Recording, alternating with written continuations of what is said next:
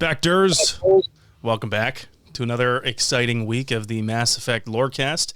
I am your host, In7 the Legend, and actually I'm getting a late-breaking announcement. I am assuming direct control. We are being assumed direct control of. That's how you would say that. Receiving our orders, so to speak. We may call them Reapers, but they call themselves our salvation, rather. Wow, I can't really speak today. We're off to a great start. And they demand that we talk about how it is that we humans have spread like vermin. Joining me, as always, is Genesis. Yes, hello. We are vermin, and I think this episode definitely is going to be very much about that topic, how we are very cockroach-like and expand and multiply quickly. That's pretty true. We do multiply rather quickly, and we will get into exactly how quickly in probably the middle of this episode. So this episode is, of course, brought to you by our Reaper tier patron, Commander Shrinky Shep. I'm legally required to play this sound effect every time I say his name. And like many of us, he's skeptical of how fast humanity has been able to expand throughout the Milky Way. He also brings up to us that humanity's technology seems to have progressed way faster than the other Milky Way races. So we're going to take a look at these two claims, and we're going to analyze them today. But first, Jen, I think it's good that we go over a helpful starting point to look at some key events on humanity's entrance to the galactic stage. So why don't you kick us off here? Yeah, I also remember wondering how over 800,000 humans had already made it to Omega when we were talking about Arya and the data pad that she had with the human population list.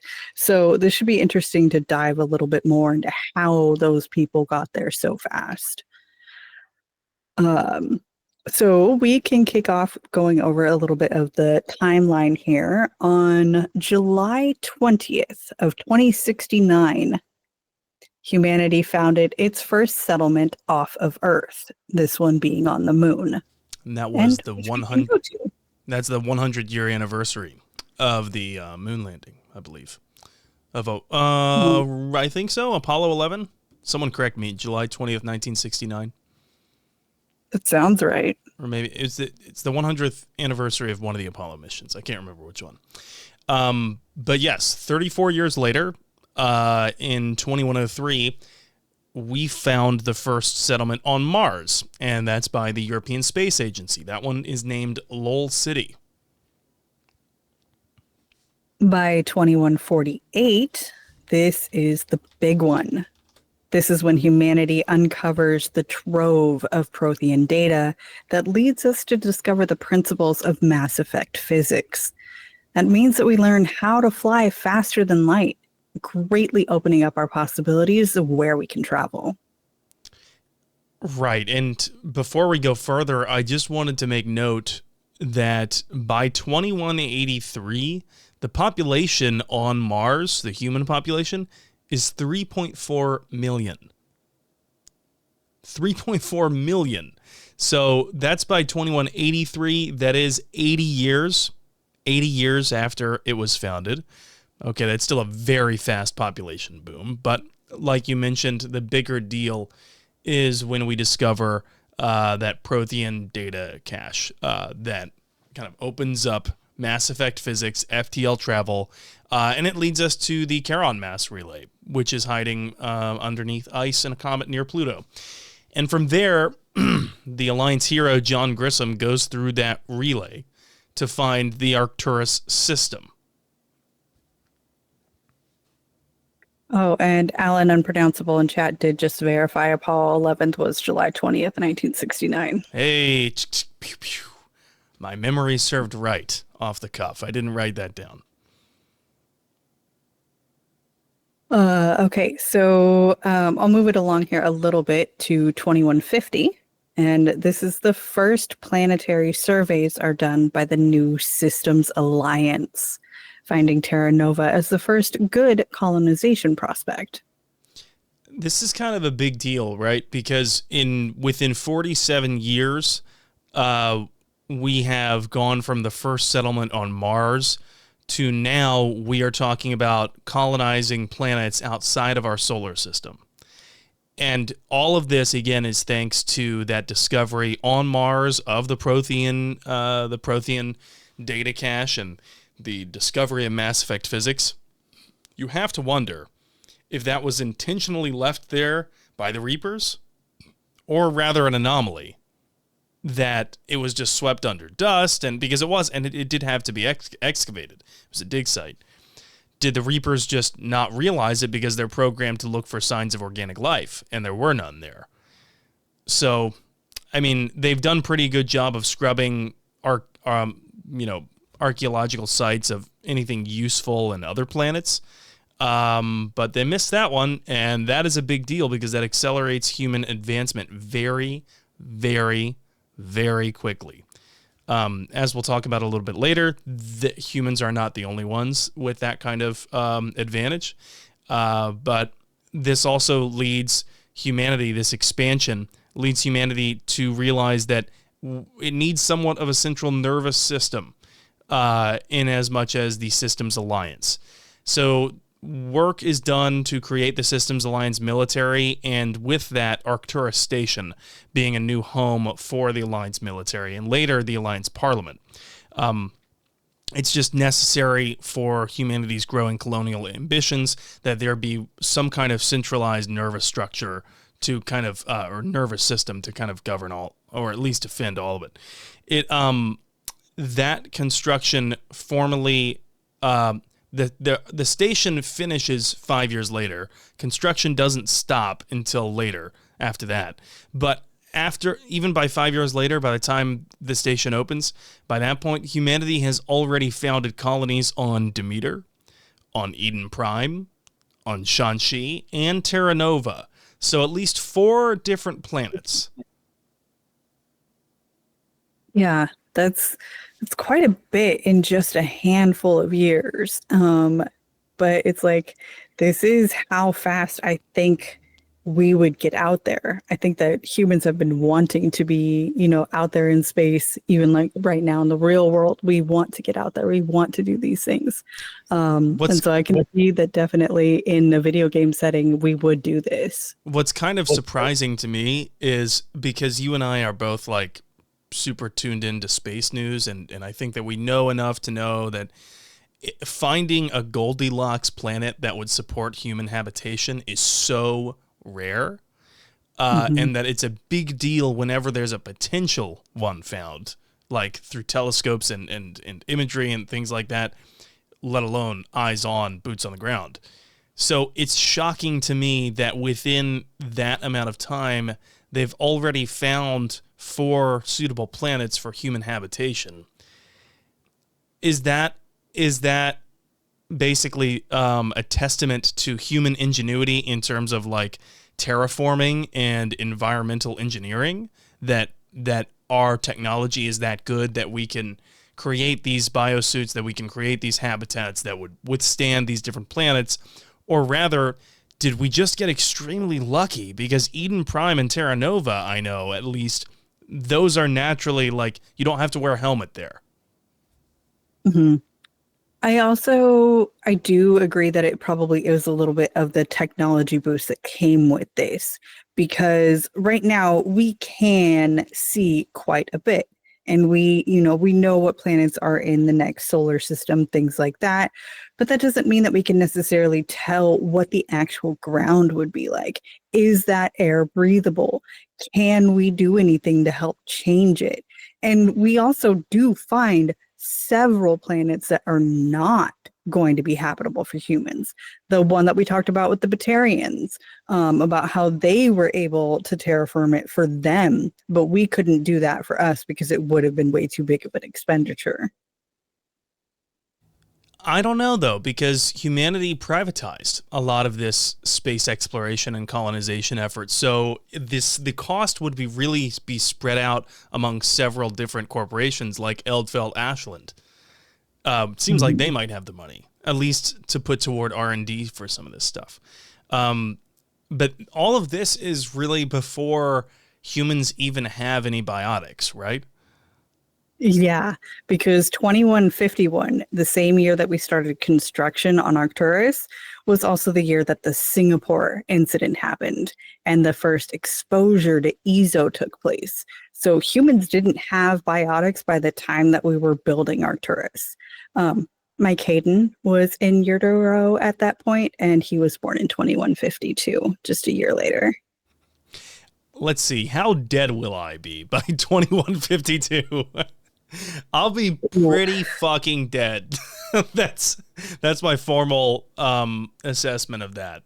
It's yeah. I'll be Have like grandbabies. I'll be like 80, 70 or 80 years dead probably by that point. So, yeah, maybe my grandkids will be alive.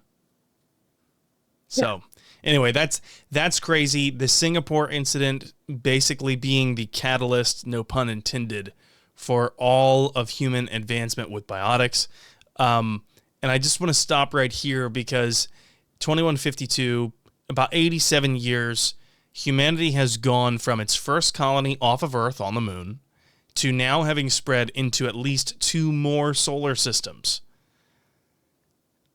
At the point that they had settled on the moon, it was still physically impossible for humanity to realistically found a colony on another system. And before someone gets cheeky and brings up the Victor Manswell expedition, keep in mind, I am considering that. But it took them so long to get to their Alpha Centauri that they had not settled by this point. And they weren't even discovered by Asari researchers for like way longer. So it's just amazing that technological discovery in 2148 on Mars allowed humanity to jumpstart its colonization to 2 more solar systems with realistically a workable span of about 30 years. Okay, dropping it down to about the 30 to 40 year range does make it kind of crazy that we're in at least 2 more solar systems. Because looking at it in like 87 years is a very long time. I mean, that's a human lifetime. And I know that in my human lifetime of only 38 years, technology has drastically changed. I'm not listening to 8 tracks in my car, you know? Think about how much technology has changed there in just that.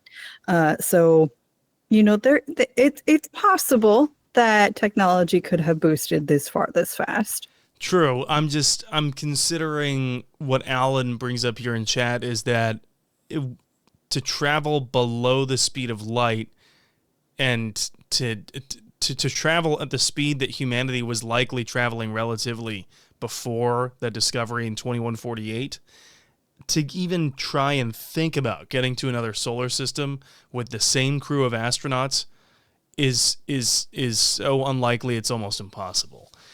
So it is remarkable that Mars discovery really kicking things off here.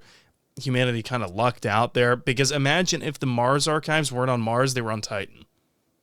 Or what if they were on Neptune, like orbiting Uranus maybe, for the meme factor. Nice. That would delay, I think that would delay humanity's expansion by maybe like dozens of years, if not decades.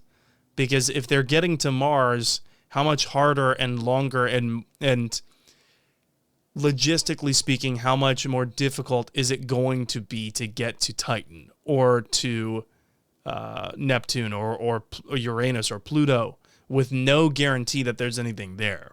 Is anyone going to fund that expedition?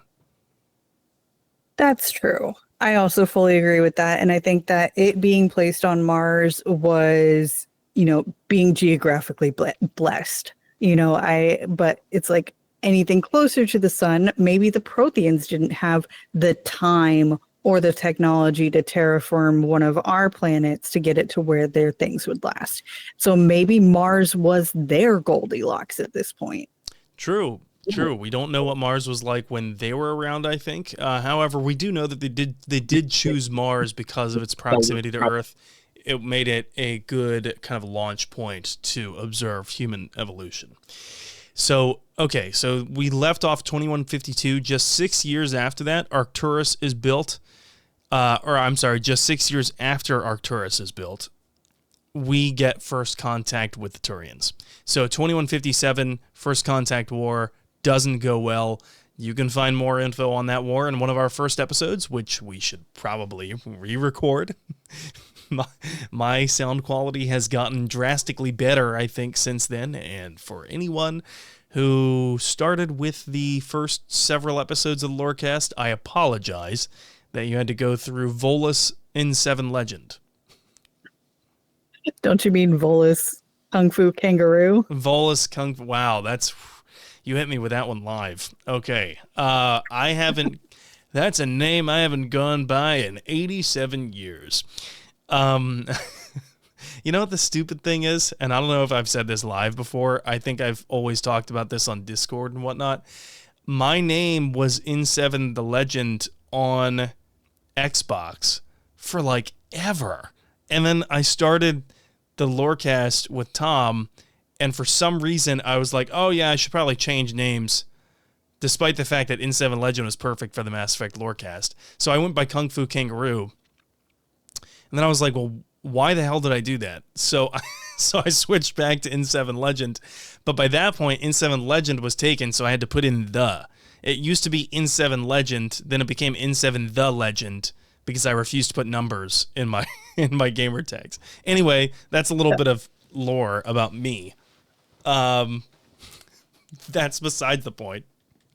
We know that from the lore of humanity, that we basically still had 20th century weapons by the time the First Contact War rolled around, and that humanity tried to fight the Turians, got their ass kicked, and lost Shanxi briefly, but humanity wasn't going to back down, and then there's an admiral who launches a surprise attack and takes back the colony of Shanxi. That wasn't going to be the end of it. The council stepped in and stopped the Turians from going balls to the wall and annihilating humanity. They were ready for a full-scale invasion. But in so doing, the council reveals the presence of the galaxy's intelligent, more advanced races. Absolutely. So we know that the First Contact War was a key event in 2157, and that causes huge ripple effects in basically every human action moving forward. The events of Mass Effect Evolution also take place in this year timeframe, which creates the identity of the elusive man and also found Cerberus. Yeah, it is the basis for basically all of his and Cerberus, their organization's xenophobia. Exactly. In 2158, we learn that the children exposed to Element Zero have the potential for biotic abilities. So it took time, even after that initial exposure, for us to learn what happens from that. And on April 14th of that year, Ashley Williams was born. Hey-oh. All right, nice. April 14th, a date that will live in fame. Nice.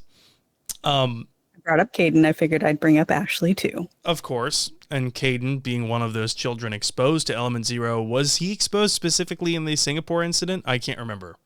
He was, yeah. His mother is Singaporean. Okay, well, that would be why we have Biotic Caden, with his headaches and all. The next year, the Alliance purchases Gagarin Station, right? I think that's how it's pronounced. I think so. Yeah. Gagarin Station, and converts it into a biotic research and training facility.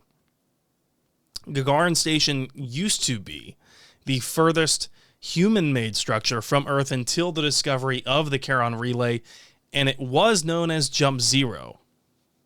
But that also brings us back to Headache Boy. It does.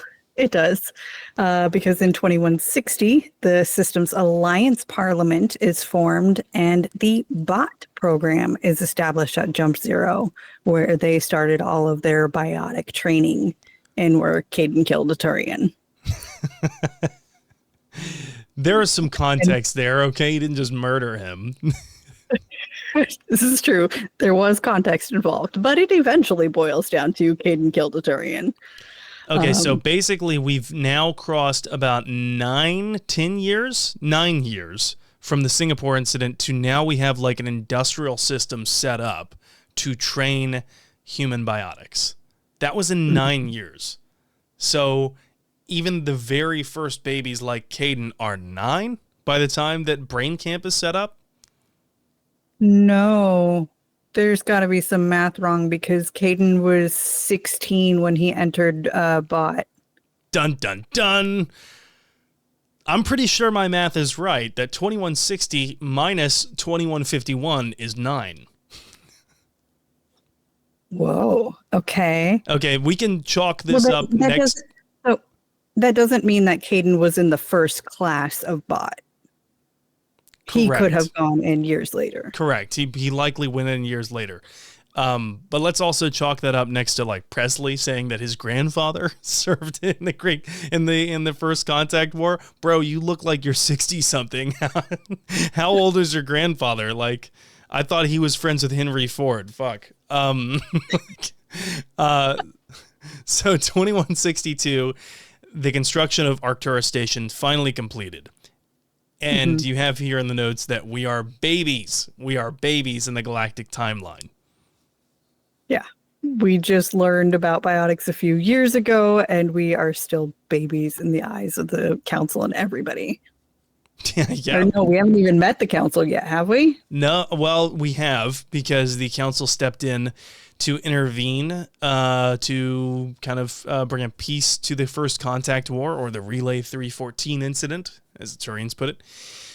And it's just a few years later that we see more and more and more human colonies expanding from Earth. They are growing their trade alliances with many other species who recognize the Citadel Council as the ruling authority. So this led the Council to officially recognize humanity's growing power and influence in the galactic community, and they're granted an embassy on the Citadel. This is something that comes up in one of the very first conversations in Mass Effect 1 when you're walking around the embassies as Shepard, and you go to Din Korlak, and is it Zeltan? I can't remember the Zeltan, the Elcor. Din is pissed off that humanity was given an embassy so quickly that they seem to have gotten this political recognition, this political power within by 2165. So that was just within 8 years. 8 years. Humanity is granted that kind of political power, whereas other races have had to wait, factors of multitude higher than that. Yeah, and the fact that Udina's office is so big in comparison to the Elcor's office. I'm sorry, the Elcor should have a pretty damn big office. I think just physically, they are way bigger. They deserve a bigger space. And we even get that remark from the one human diplomat, which is my favorite background NPC of all time. Like, I can't believe I landed a job here. Props if anyone knows exactly who I'm talking about. But that little remark is a little bit of flavor text because she looks to be like in her 30s, maybe 40s, and she already got a job with the human embassy on the Citadel. Like, wow. Like, not only are we as a species progressing very quickly, but that lady is doing very well for herself in what is a brutal job market. Yeah, unless personal connections were already established and built, and Udina just plucked her from the pool of people. It's true. It's and probably brought her along. Fucking nepotism. But Nepotism. yeah. So you can understand then that why all of these other races are so like there's such this tension between humanity and the other races about humanity being the new kid on the block, and they're getting all this cool stuff for free, it looks like. Yeah. So over the next 10 years or so, there are a lot of little things that happen and, but not anything that would help to explain the expansion of humans throughout space. But I did want to say the expansion continues, and by 2176, the Andromeda Initiative is founded to even further explore the universe.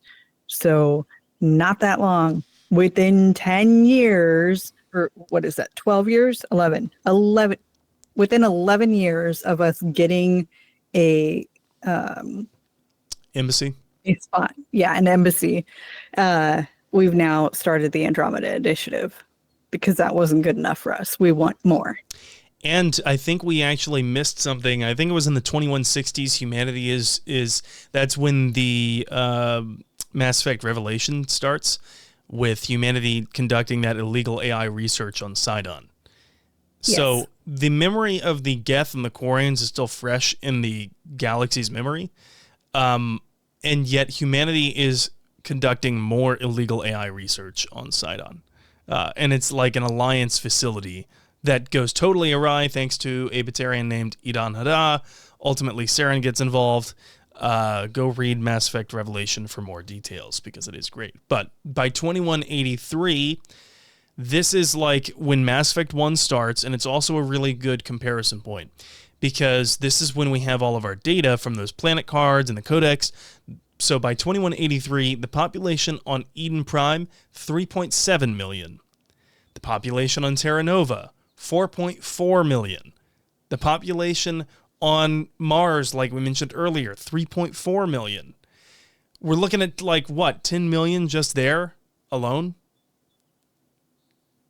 It would be interesting to kind of look at the data of like what a country size is right now and compare it, because I know that the population of the United States is around 300 million. And then so what country has just completely moved off planet? Lesotho. Okay. I don't think that there's 10 million wait a people minute. in Lesotho. No, but there's like 11 billion people on Earth, I think, by the time Mass Effect 1 rolls around. So it's not like unbelievable that 10 million could already spread amongst the stars. What the most unbelievable part of that for me is the logistics of it. Getting that many people off Earth and to that destination. Like, ships only hold hundreds of people max, unless you're talking about ARC ships with Andromeda Initiative, but we didn't have those. That is definitely a good logistical question. I mean, I think maybe I'm only picturing like our current military ships that we see in the game, and those would only be hundreds of people. But there has to be some form of transport that is going to carry thousands, if not more. I mean, I only know of those like merchant vessels that we board. Like Ripper Talk here in chat says, maybe they started a space bus service. Maybe, who knows? Maybe there's some other kind of ship vessel type that we're not aware of. But as far as I know, even with the Quarian live ship sizes, this would take a while. Because the live ships can't land on planets, right? You need to ferry people to and from the live ships. So this is a massive logistical effort. And the most impressive part of Eden Prime and Terra Nova being 3.7 and 4.4 million is that this is just 31 years after these colonies were founded. Okay. Well, then I could also see an actual, like, an effort being made by the Alliance Systems Parliament in order to be like, this is what we are doing. Even if it is running ships 24/7 with as many people as we can, we're going to get as many people out there off world. Let's just do the math real quick. All right. 3.7 million, right? Mm-hmm. So 3.7 million. And we're going to divide that by 31 years, right? That's 119,000 people per year. Okay. You divide that by 365, and we will get how many per day. They were literally bringing in, that's almost unbelievable. They're bringing in 327 people per day, every day. Knock off a little bit for people who were born on Eden Prime. Sure, yeah. But yeah, okay. That does sound a little outlandish when it's broken down to the how many people by day. Right. Oh no. Every day. And that's not, like, think about Terra Nova. So 4.4 million. Let's do the math there. 4.4 million, 31 years, 142,000 per year. That is 389 people per day. That's a lot of people per day, not counting, of course, like you mentioned, the people who were born there. And of course, growth grows exponentially. However, humanity now has dozens of colonies spread out across multiple systems. Those are just two. And we also have a military rivaling the Solarians and the Asari, but still second to the Turian hierarchy, though it is projected to soon challenge it in overall strength by Mass Effect 1. Even so, our military is strong enough to consistently push back the Batarians, defeating an established race, an alien race with no help from the Council, an alien race who has been on the scene longer than us, and who has had access to technology greater than ours.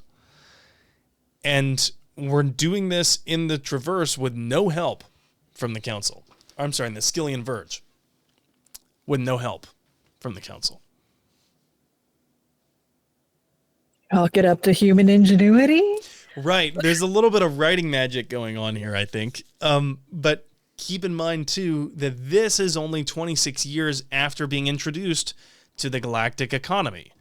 And so I remember one of the coolest lessons I learned in anthropology class was that one of the reasons why human beings have been so industrious and so successful is that we have our division of labor, that we realized early as a species that we can get a lot more done if the people who are good at certain things lean into those things while others do what they're good at, and then we trade and barter goods and services. Without that access to be able to trade and barter goods and services with people who have like millennia of know-how better than us, people who have invented these goods and services, we only gained access to that 26 years before Mass Effect 1. So we only had 26 years of possible learning from those more advanced Citadel races technology. Yeah. And I know that that definitely, as soon as we get a little bit of that tech, it's going to bring in that level of humanity of where now it's like, okay, we've learned this one thing. Let's see what we can do and run with it. But yeah, I'm starting to see a little bit of the cracks in the writing, but I still like it. But it was also, and we'll get into it later, like the timing of it being necessary for some of the greater writing themes throughout the series. However, again, you know, only 26 years worth of trade deals, of research agreements, et cetera, et cetera.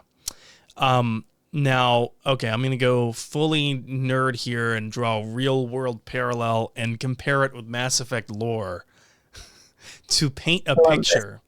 To paint a picture of how advanced and how quickly advanced humanity became. It's only about 300 to 320 years after the first automobiles were invented on Earth that Mass Effect 1 started.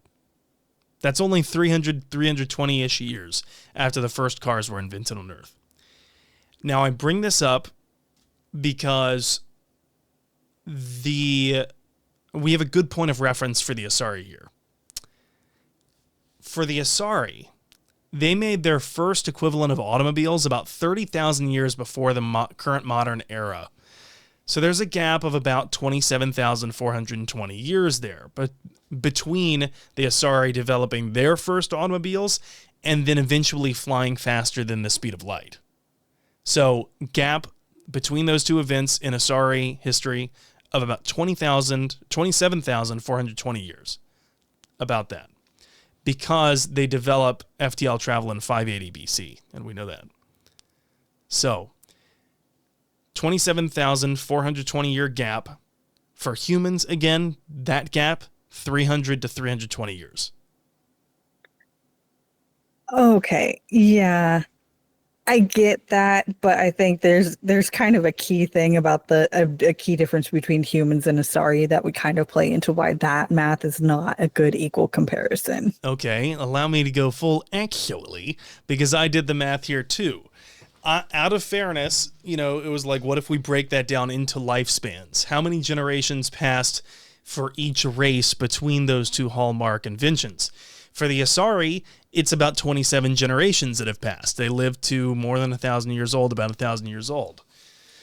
So that's about 27 generations for the Asari. For humans, this one is harder to tell because human lifespans have varied so greatly in different regions of the world since the 1880s when cars were invented. But we can take averages. So according to Statista, the average human life expectancy in the United States was only about 40 years old in 1880. Now, before you start thinking, well, hold on a second, in 1880, people were living older than 40. Yes, that's true, but infant mortality was vastly bringing it down. So it's really hard to find a number about life expectancy that does not incorporate infant mortality. It's really hard to get that number for the people who grew past infancy and how long did they live on average.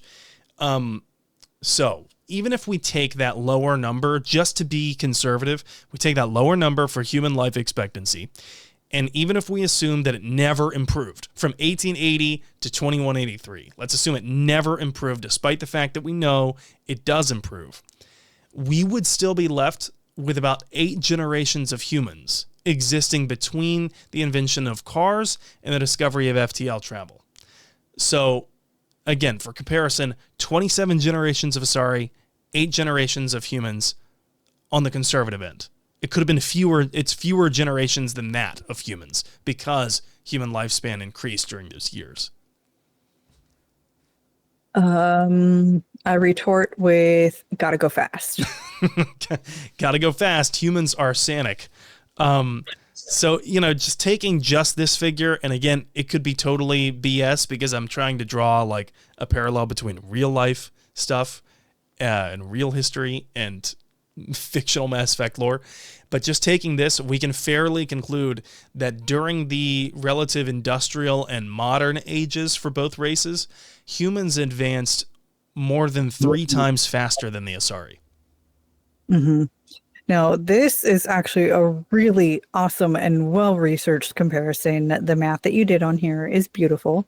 My accounting heart appreciates this. Thank you. And I do agree. There is a level of human in this that I see, that once we get our hands on something, we get the new, we get the shiny, especially when it comes to transportation. I feel like that's one of our biggest things that we love tinkering with, the fast cars, breaking the sound speed, going to new places and things that we haven't been to before. I know that once we get this in our current real world, we are going to want to do it. We see this right now with everybody wanting to travel to space for 5 freaking minutes. It's like as soon as we get this capability, we are all going to be wanting to do this. And so I could see that, especially with something as FTL or going to Mars, going off planet, it's going to be something that a lot of money, a lot of private investors are going to be going towards. I don't know if the Asari have that same level of drive. Correct. And we'll get into that a little bit later, but we do know that their culture of sit back and watch really contributes here. Alan brings up a good point about, do we know how long the Solarians took to get to this point? I haven't been able to find definitive dates for comparison for the Solarians. We do know that they were around after the Protheans or for the Prothean era because of what Javik says, right? About them being primitive lizard people who ate flies. So they were around, they were primitive, We do know that they discovered the Citadel after the Asari, and we know that I believe they formed the council in 580. Was it 500? I think it was 500 BC, and that counts as the year zero for galactic standard. So it took them tens of thousands of years to discover the Citadel. Wow. Okay. We also know, though, that humans were around, like Neanderthals and Cro-Magnon hunters were around during the time of the Protheans because of my favorite side planet, Elatania, which... Am I wearing the... No, I'm not wearing the Elatania shirt today. I'm wearing the Antarum shirt today. But, yeah. So it's not as easily... You can't draw a parallel as easily, I think, just because of the lack of information we have on the Solarians. Okay, well, while I wish that we could draw more information, I think right now would be a good spot for us to take a little bit of a mid-break. And when we get back, we can continue talking about the Asari and other ideas that we have for this. Yes, ma'am. Let's go to the mid-break. We have beef, we have bacon, we have beer. The foods of my people. Young men have funny ideas of what Asari are like. I blame the extranet and computer games. Rex? Shepherd. Grunt? Shepherd. Rex? Grunt? Okay, and here we are in the middle of the show where we will read out your 5-star reviews if you leave them for us. And we actually have one new 5-star review from Fluffy McNutters. Fluffy says, knows more about Mass Effect than the devs. Whoa, that's a huge claim, and I don't think that's true at all. But Fluffy says, if you want to know everything about Mass Effect, this is the place to be. N7 knows so much about Mass Effect that he's the leading authority in Mass Effect. That's not true. I devote a lot of time, more than the average bear, to researching these topics, but Fluffy, thank you so much for your support of the Lorecast. Even if I am probably realistically not as impressive as you have made me out to be, but thank you nonetheless. We have seen a lot of very kind comments from people on the episode 200. I'm going to read a review here from Scuba Steve on the Celebrating the Lorecast Greatest Moments, episode 200 on Spotify. Scuba Steve says, congrats on 200 episodes. This podcast has become a weekly tradition for me during the workday. I'd like to pose a question. In your professional opinion, who do you think would win in a fight, the Reapers or the Flood from Halo? All the best for future episodes and looking forward to episode 300. Okay, Genesis, easy answer for me. Reapers. Yeah. The particle beam that a Reaper can produce is pretty damaging. Like, there's not much that can fight against that. Also, what are the Flood going to do once they crawl onto a Reaper?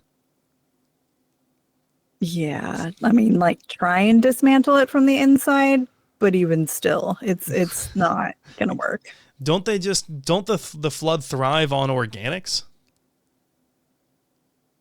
You're really testing the girl who's only played Halo like 3 times, buddy. Okay, well, moving on. Thank you, Scuba Steve, and thank you, Fluffy McNutters, for the kind words. We also have a sound effect quiz. Isn't that right, Jen?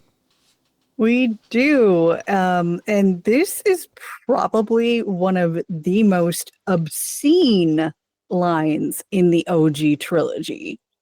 So guard the young one's ears. I can play the audio clip here. I also sent it to you in case it doesn't come through clearly. But here we go. Those Asari Hanar porn games they sell in Shinakiba are really nasty. Nice. That is the Solarian game broker dealer guy with a table on the Zakara ward. I can't remember which level in Mass Effect 2, right? Congratulations. There we go. Exactly. Okay, I remember that guy because of how excited he gets about that one, like, what is it? It's like a chess strategy or war strategy game he's talking about. He gets super excited about it. But yes, that's awesome. I don't remember the porn game discussion, though. I don't remember him talking about that. That's hilarious. Okay, and we also have a Scans have found something. planet card, Terra Nova, which helps explain this population boom that we've been talking about. Okay, here it is. Terra Nova was one of the Class 1 colonization prospects discovered by the first wave Alliance surveys in 2150. It was the second human extrasolar colony and the first beyond the Charon mass relay. It currently has the highest population of any Alliance colony. Though banded by a harsh equatorial desert, areas closer to the poles are temperate. The pace of development was modest until extensive deposits of platinum were discovered in the 2170s. This rare metal, required in the clean-burning hydrogen fuel cells that power private vehicles, attracted a quote-unquote platinum rush of immigrants and investment from throughout Alliance space. In the past 12 years, Terra Nova has seen a 30% rise in population, and growth does not appear to be slowing. Shepard, we've arrived. The crew is waiting. We've arrived on Terra Nova, where there is undoubtedly a housing crisis. Holy crap, 30% rise in population. I'm guessing that's year over year. Yeah, that's got to be. But wow. And I guess maybe this helps to explain about what it was taking like 150 people every day. And I guess that many people could be leaving Earth every day and then eventually making their way to Terra Nova after, traveling around and going to a couple different other planets and seeing things first. Because I'm thinking one ship going every day for 150 people is quite a lot. But, hundreds of ships leaving off planet every day could sustain that type of population. I think it was actually 300 some every day, but it actually says here in the planet card that we probably can't expect a linear growth because the pace of development was modest until those platinum deposits were discovered in the 2170s. So it's probably even more people per day than that. Yeah. And it does sound like it was a gold rush kind of thing that happened with Terra Nova, which is really cool history. Helps us to understand, I guess, a little bit more, but still a massive, massive logistical feat to be able to do that. But all right, we have new patrons to shout out. We have new Tier 5 patron, Unfortunate Benefactor. Thank you. I think we've discovered who's behind the initiative. And am I reading this right? We have a new patron named Leave a Voicemail. I'm busy calibrating. That's what they have listed as their Patreon name. So that's what I put on the thing. Okay. All right. Good. We also have to shout out our existing Tier 5s. William, Superfly 440, Retrobot, Lieutenant Tucino, Curacy, Ed Boy, and Draco. Thank you all for your continued support. And, of course, we have Commander Shrinky Chef, our Tier 6 patron who has brought you this episode. All right, and with that, let's get back to the rest of the show. After time adrift among open stars, along tides of light and through shoals of dust, I will return to where I began. Solarian reproduction different, very little sex drive. If intended to try human, would try you.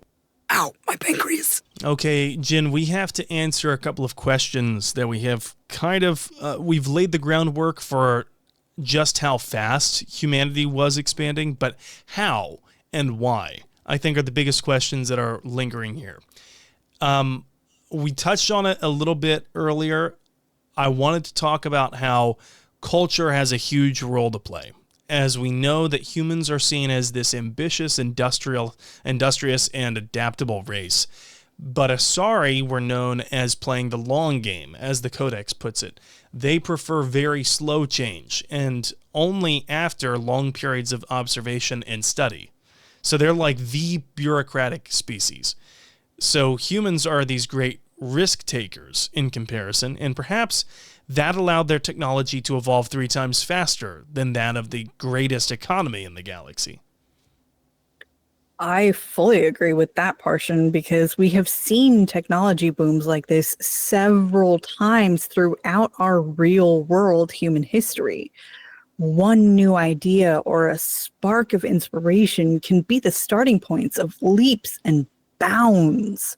And so I think that that's kind of where the writers took this direction, is the fact that once we get a hand on new technology, we are going to run with it and run faster than light speed at it. Yeah, and I also think that there's something to say here about the fact that not every venture succeeds, but that humans learn from the failures, that you always learn from the failures. And it seems like Asari are more averse to failure at all. So they don't take these risks. It's also arguable that Turian culture, the rigidity and military-like stratification of it, has limited the speed of innovation and their advancement compared with human ingenuity. And we can see this example even within cultures on Earth, where we have societies governed by authoritarian rule. Those inevitably run into what we call brain drain. Great thinkers flocking to areas with more freedom, often those areas with more freedom giving birth to more great thinkers and great inventors and great artists and musicians, etc. So maybe the same was true for humanity comparatively in the 22nd century. I could definitely see that, especially when your culture is very militaristic, like the Turians are. Theirs was all about making better ships and making better weaponry, making advancements in that portion of it, not necessarily the level of exploration and going out there and doing, colonization missions, things like that. They were more focused on, let me create things to protect what we already have, not necessarily going out to conquest. You and I both play Civilization. The Turians focused on military and production, whereas humanity focused on production and science. And that seems to be the difference. The Volus were clearly focusing on money.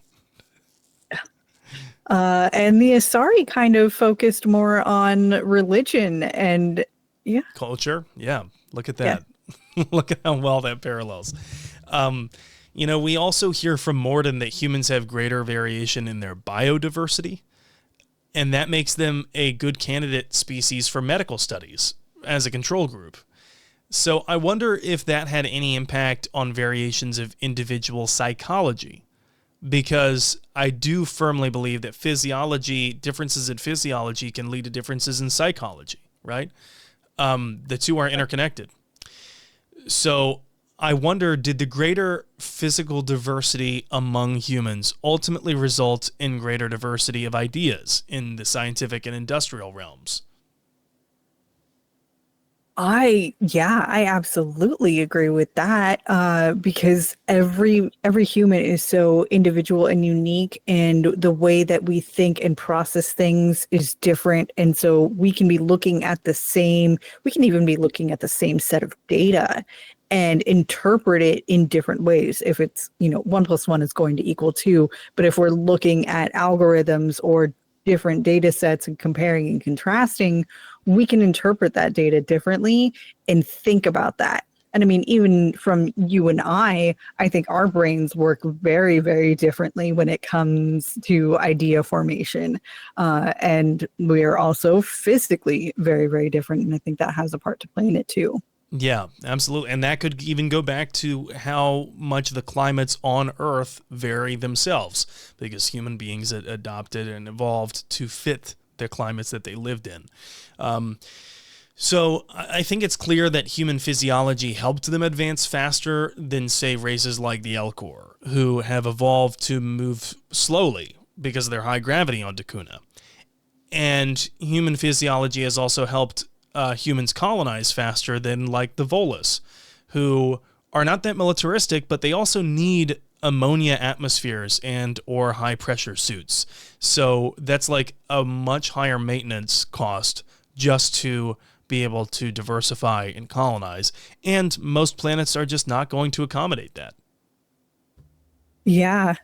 I mean, we definitely don't have any ammonia atmospheres over here, so they're not going to be able to like there's no point in traveling into our space. Um, so yeah.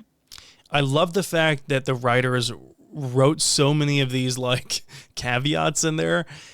Because they did clearly the debate over how humanity was able to rapidly expand. Clearly, this was a focal point in the writing room and between writers, between different teams on the game. I'm sure that they went back and forth over this. But if anything, I'm willing to bet that the writers intended that the diversity of thought, of ideology, of cultures, of behavior intrinsic to humans, that's what made them so much more adaptable as a species. And that adaptability is what allowed them to prosper so quickly in so many environments. And if you take that to a very like ideological realm, diversity of your team being a great strength to your survival, that is a super Mass Effect like idea. That we're celebrating the diversity of our team. Absolutely, because we see that in every single game because it's not all humans. We have a vast majority of the species on the Normandy and on the Tempest. We have diversity in all 4 games. It's never going to be just a human game. Oh, right. And how much of the fan base wants to play as an alien in the next game, right?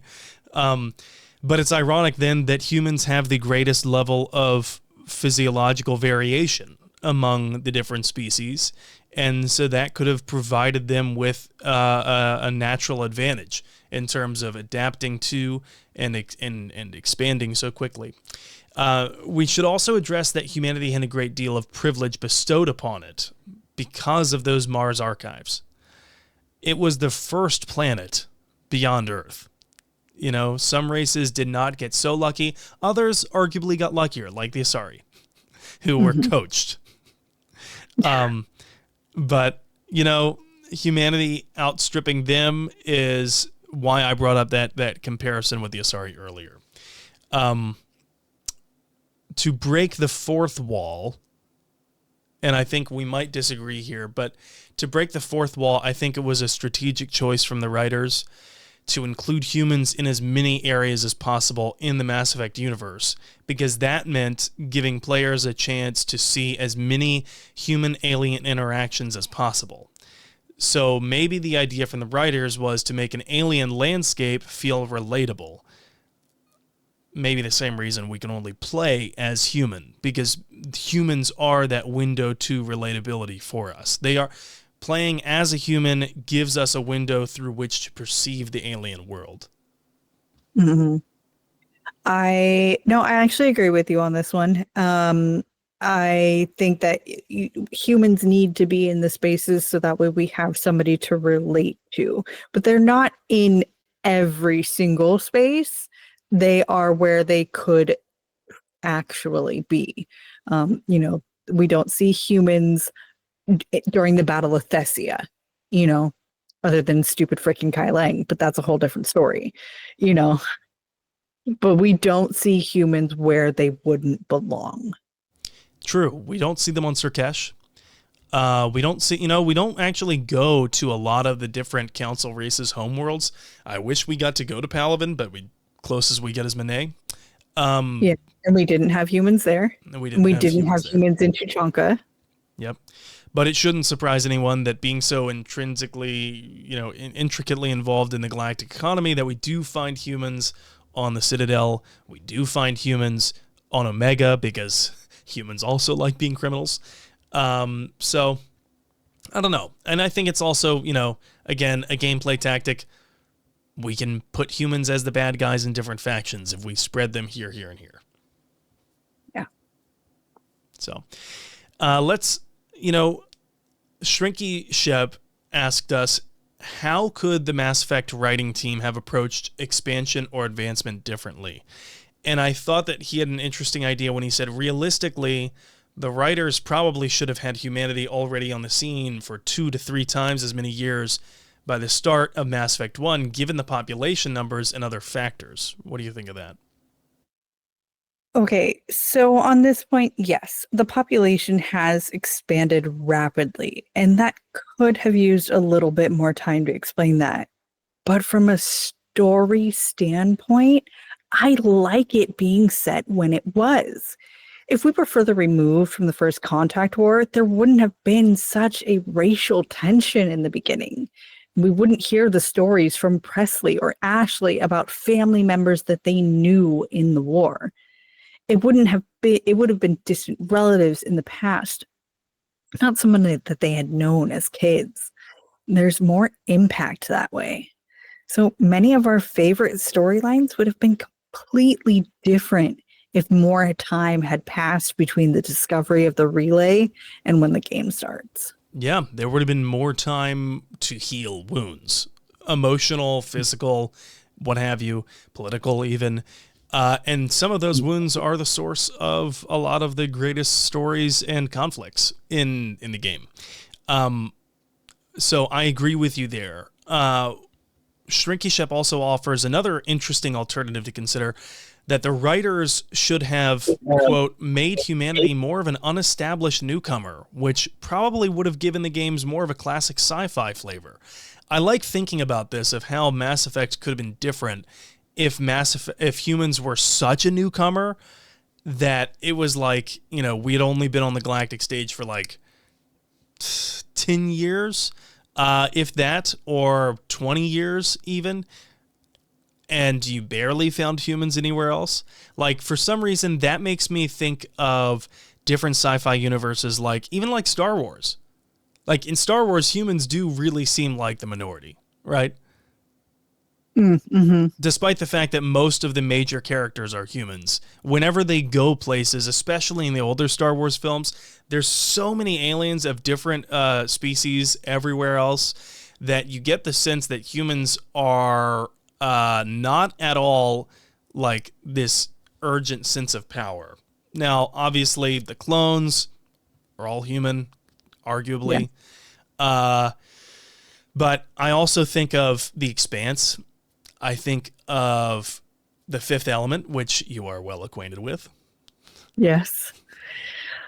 So it's like, for me though, I don't know. I don't actually agree on this point though. I don't like the idea, because humans are not as respected and we don't hold a lot of power. We are a minority, but we don't see that because we are mainly involved in the human aspects of space. We travel to human colonies. We travel to the human embassies. We travel on humanitarian missions. It's very anthropocentric. We don't have a specter. We don't have a seat on the council. And we are widely ignored when trying to explain that, while still in children in the council's eyes, we are speaking the truth. But we're still babies, so they don't listen. We don't hold power. And from a gamer aspect of that, I kind of like the fact that it didn't feel like another Star Trek retelling. You brought up Star Wars. I'm going to bring it to Star Trek. This isn't us exploring the final frontier, meeting new aliens and learning to communicate with them. This is more of the next step beyond that, establishing the foothold and an identity within the galactic space. That's a great point, and I like that. I like that idea that we are presented with the great opportunity to have a chip on our shoulder in the very beginning.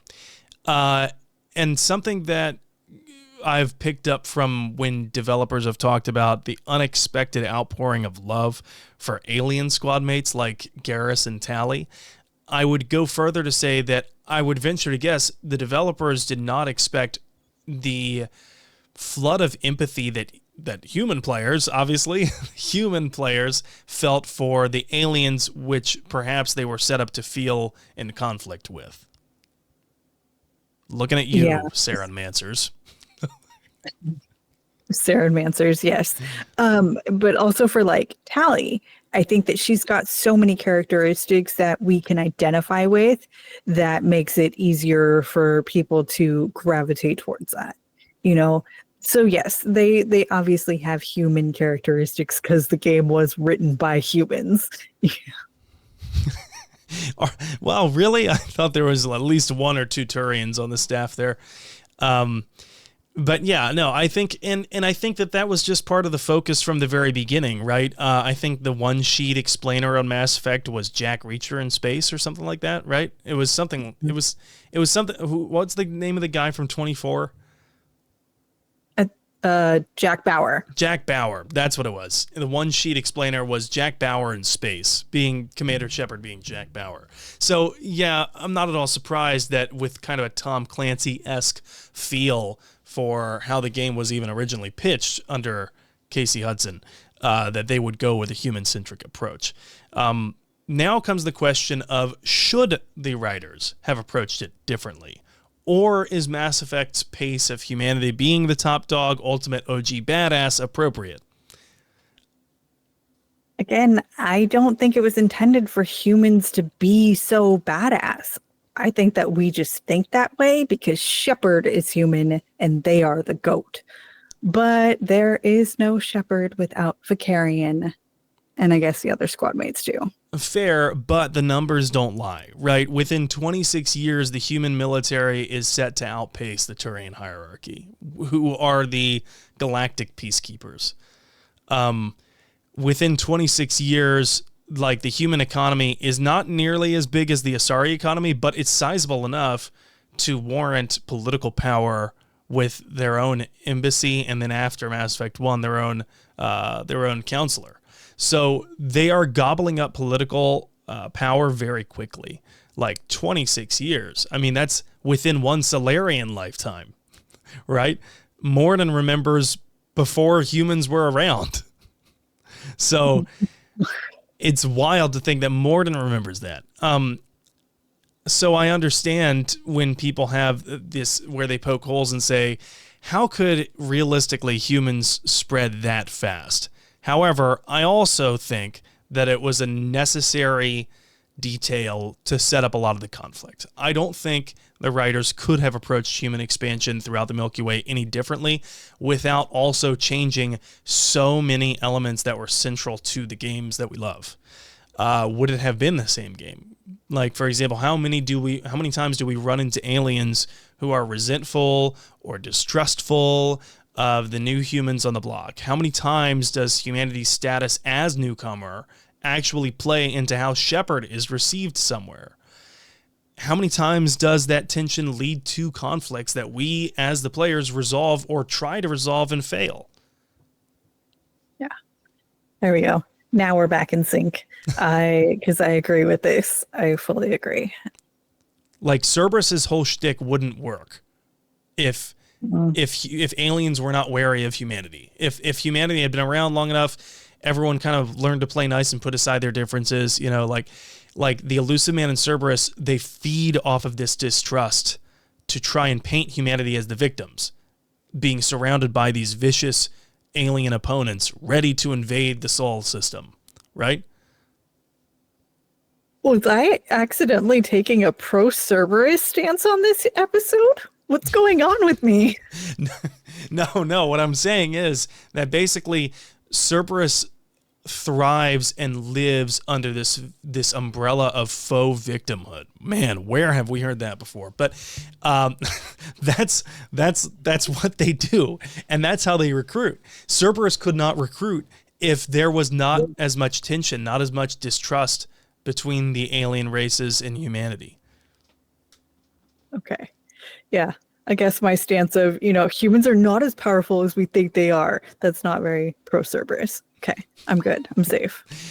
I'd say it's more Ashley. But humanity's status is so interwoven with so many of the other themes in this game and these games that I'm just not sure that it's possible to radically change it, at least in the original trilogy, without scrapping huge chunks. Because just take a look at the Andromeda.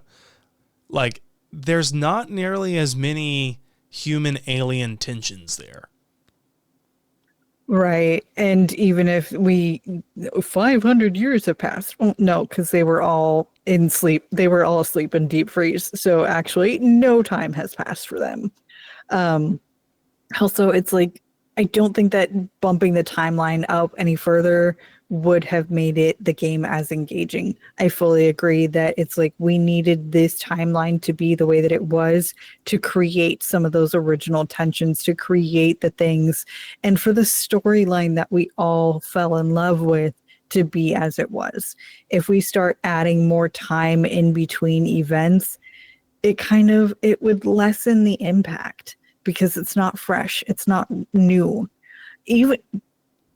Even though there are events that happened hundreds of years ago that still have an effect in the game, those are the things where that effect is still ongoing. Because I mean, I just thought of the genophage. That happened a really long time ago, but the effects of that war, the effects of that virus, of the genetic recoding, we still see that today. And I was just thinking about world building events. Like you're talking about the First Contact War being the largest world building event for humanity.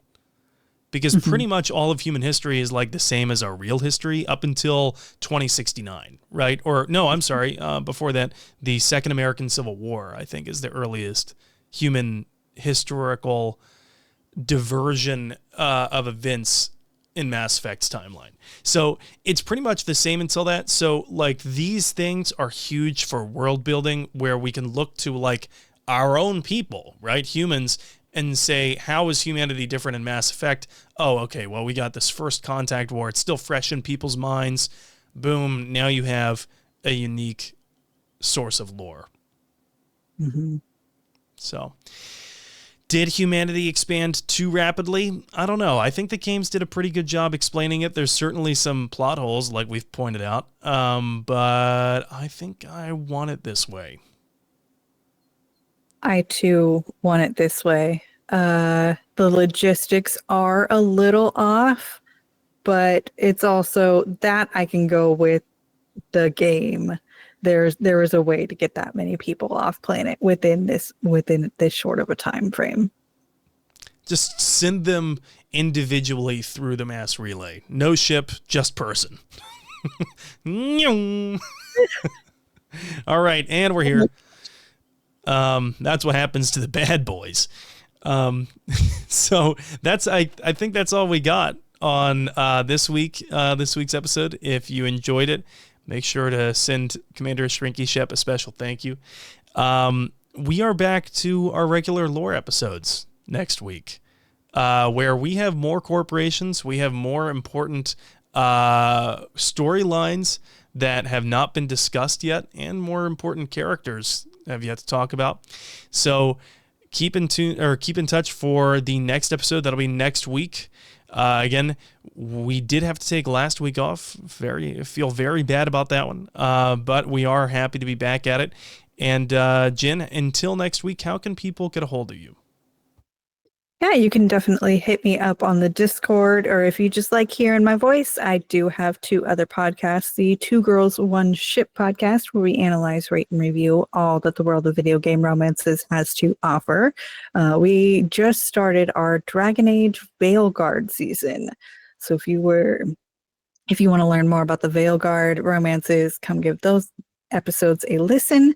And also on the Cyberpunk Lorecast, where Toasty and I explore the foundations of the past, the state of Night City today, and the news of the future for all things cyberpunk. We just wrapped up a 3-part series on Petrochem, a megacorp within cyberpunk.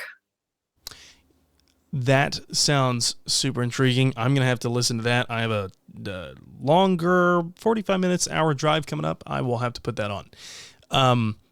Also, wanted to drop a line. If anyone that's listening to this is a former writer for Mass Effect or knows one, maybe drop a line with them, because we would love to get in touch with some of them specifically to talk about dark energy. We're looking into a dark energy episode for the Mass Effect Lorecast, trying to compile as much as we possibly know that has been publicly released about where that plot line came from and where it was headed before it was scrapped. And if we could get in touch with some of the people who helped write the series, they probably know better than us. So we'd love to be able to speak to them and to do so on a laid-back fan podcast. as a 13-year post-mortem might be fun.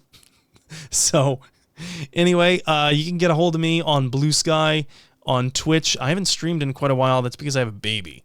And streaming with a newborn is pretty difficult, if not impossible. So I haven't even tried.